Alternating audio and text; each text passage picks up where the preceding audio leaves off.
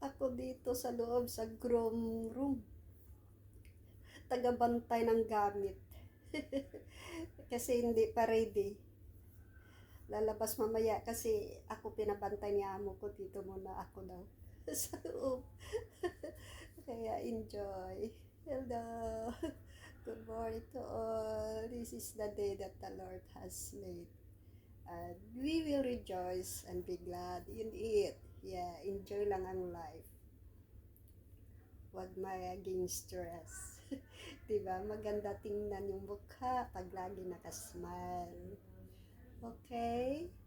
Yeah, enjoy natin yung ating buhay na binigay ni Lord. Pinakalooban na tayo ng buhay na kasiya-siya at kaaya-aya. Kaya makikita sa atin yung masayahin tayo, yung mukha natin, lagi nakasmile ay hindi yan madali magkukulubot, hindi madali magtanda. Ako, yung edad ko, hulaan nyo na lang kung ilan na ako. Kaya yung lahat tayo ay may mga suliraning problema sa buhay.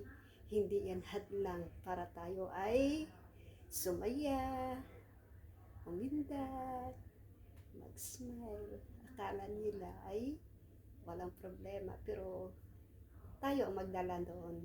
Kaya natin to dalhin. Amen? Hallelujah, Lord.